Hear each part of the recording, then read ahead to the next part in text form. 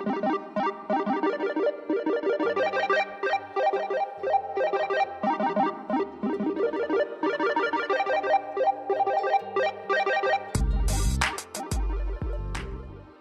up, everybody? It's Kelpsy, and today we are back talking about World of Warcraft retail.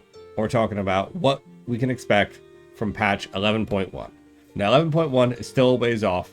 We're probably not going to get it till about the end of February, early March, because it was slated as end of winter into spring. So I feel like that's a fair assumption, especially since we just got Siren Isle. Now, we're going to talk about what we're going to get from it. So first, we're getting a new zone. The new zone is called Undermine, and it's going to be the Goblin City of Undermine.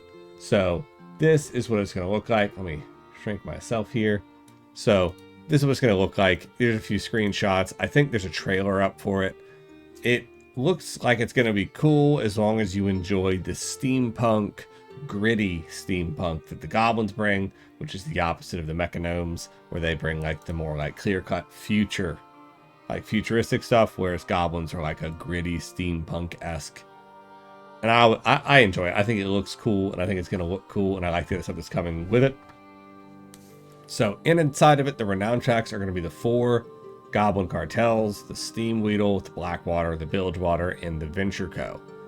So you're going to have to pick these guys, and then that comes with a mount, which looks like it's going to be another one of the rocket mounts, and it's going to be called the Top Skimmer Special for, of course, completing a variety of quests and things and purchasing it with Valor Stones.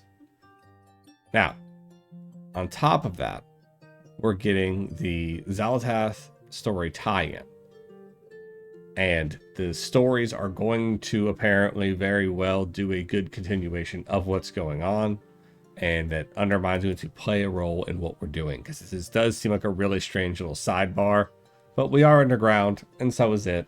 So I guess I can see where it's coming from. And there's that corner of goblins where it's like we're getting close to it. So, I mean, I can see where they're coming from it. When I heard it was Undermined, my immediate thought was that kind of makes sense. But I've also talked to some people that said it's fucking stupid and they don't like it. So, to each their own. I get it. There's that whole corner of, I forget what the zone's called, but there's the whole corner that's just full of goblins. You do a bunch of little goblin quests. So, I get it. Maybe we're getting close to that, and that's what they're doing. Goblins live underground, we're underground. That's all I need, honestly.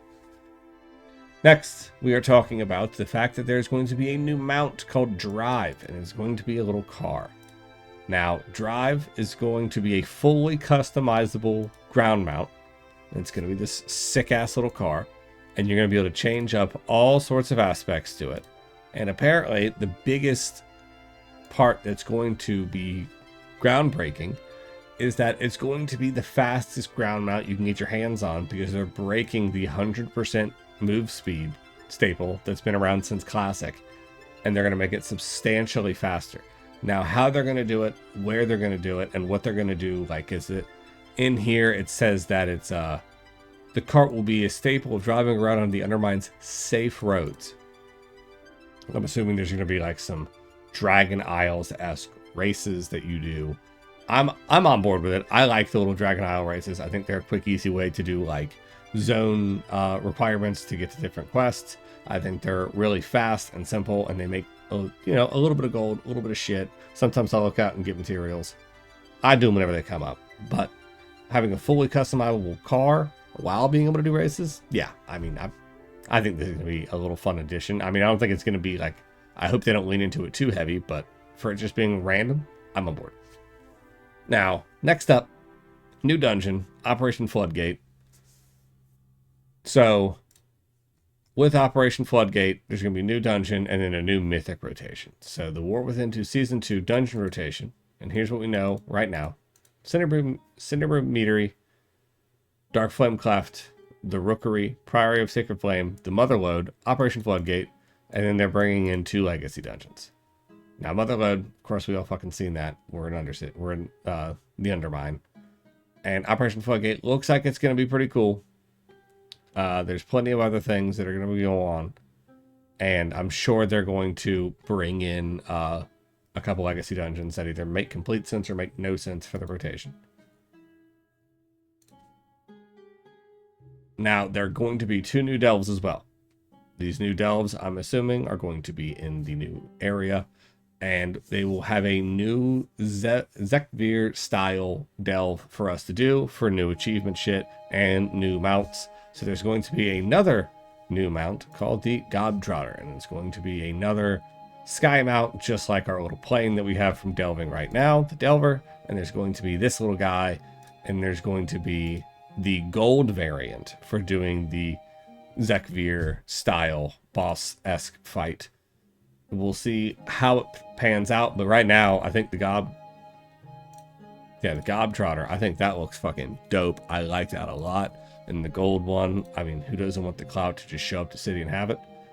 With that as well, Braun is actually getting a tank spec. So that should help out a lot of people if you have been struggling doing delves on your own, or you're pissed off that if you're a hunter or a lot of warlocks that use your pet to do the tanking for you, well, now Braun can help with that issue. So hopefully that'll help a lot of people that had a lot of issues, because I've seen a lot of people early on that were really trying to get achievements out of the delves, and they were getting pissed because their pets were getting one shot. Their demon, their little Voidwalker wasn't holding aggro, or he was pulling too much. So hopefully Braun's tank spec will be cool, and along with that, I'm sure they're going to have to bring in new delve items for him to have a tank spec, I'd assume. If not, whatever. But tank spec Braun, I think that'll be fun. New raid. So there's going to be a new raid, the Liberation of Undermine. And of course, we're going to get a new raid with the Liberation of Undermine, because we're going to be in Undermine, so that just makes sense. It's going to have 8 bosses, and the final boss will be the former Goblin racial leader, Gallywix, which, who the fuck, we all knew that was happening because he had something to do with the Horde, so of course we got to attack him. And you're going to be working with the Goblin cartels within the raid, and we will open this up.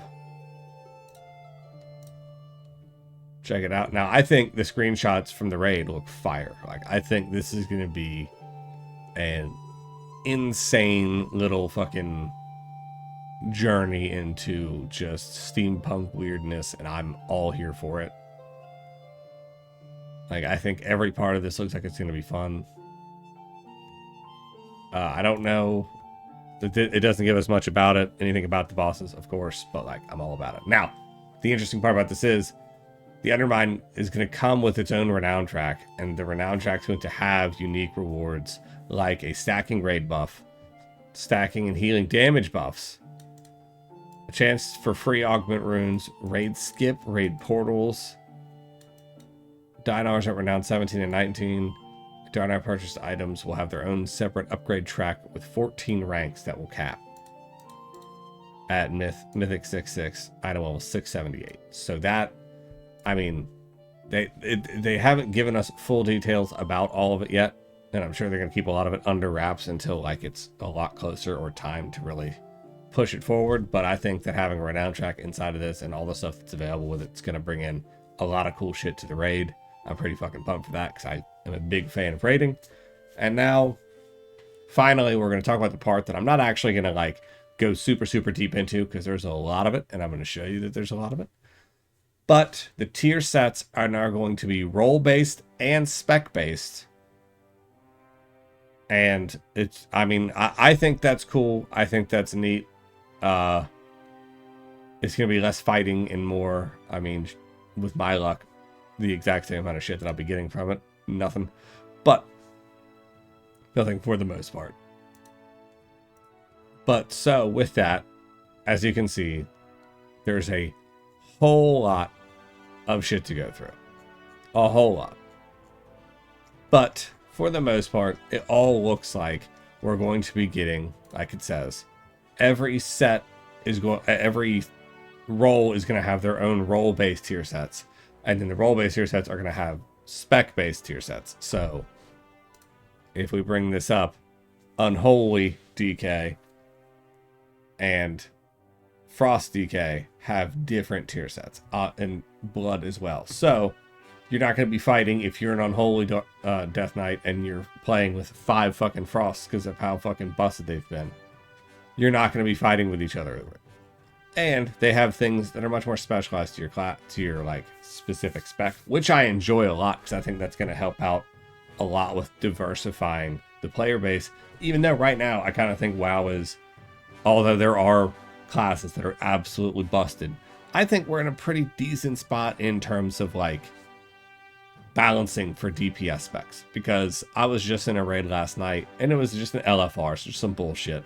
But like, I think we had every single class with different specs in it. Like every time I was looking at the damage board, I wasn't seeing the same spec on anybody. We were all different, and that I mean, that's just a really nice thing to see, because I fucking get so bored when all it is like, oh, LA shamans, oh, fucking before it was just like nothing but fire mage all through Shadowlands, fire mages. It was just fucking obnoxious. But that's the difference now. We're getting a whole bunch of different sets, and on top of the different set, well, the tier sets are all going to have different tier sets for each spec, and of course each role, which is dope as fuck. Now, so here is the last thing I want to talk about, and last thing I'm going to point out, and it's that there's a lot of changes coming to a lot of classes, and it's changing from, they're getting new spell animations, they're of course doing buffs, nerfs, balancing, shit like that across the board to a lot of stuff. Now, another link I'm going to have in here, and I'm going to have them all labeled for you guys. Another link I'm going to have in the description is going to be for the dev notes on the changes for all of it. So as you guys can see, the reason we're going to make a separate video strictly talking about class changes is because it's a lot. And that's just like, look, as you can see, like that's talking about warrior. Like that is just dev notes on the classes, and that's a lot. And I'm not going to sit here and read it word for word like an asshole. I'm going to make sure I have a much deeper understanding of all of it before I make a video about it. And I also want to make sure I can show everything. So there's a lot of changes coming towards the classes, and some classes aren't getting that many changes. As you can see with Death Knight, Unholy is getting some changes. There's nothing about Blood on here, and Frost Knight isn't getting any big nerfs. So stuff like that is what we're going to talk about on just that explicit video about that. Now, other than that, I'm excited for this patch. Everything that they're showing, all the stuff that's going on, I'm excited. And from the few things that I've seen in the patch notes and the videos I've seen, like I seen a clip from a guy on Instagram about how they're changing the shaman animations. That was TouchPadWarrior. He posted on that, and that shit looks dope. It looks like a great animation change. Now, again, I don't know why shamans are getting so much fucking love this year, but whatever. But other than that, like, so far I think everything looks good. I'm excited for this new patch. I've enjoyed the War Within a lot. I enjoyed Dragonflight a lot, but I think that the War Within so far is just stomping it. I think Dragonflight was a really good reset from the previous expansions into good expansions, and I'm excited for 11.1. Let me know how you guys feel about what we talked about today. Are you excited about going into 11.1? Have you already read the dev notes to see if your class is getting fucked, and how do you feel about it? Like, what's up, guys? As always, thank you so much for checking out the videos, for hanging out, following, liking, everything. Love you guys so much. I will see you guys next time. Later.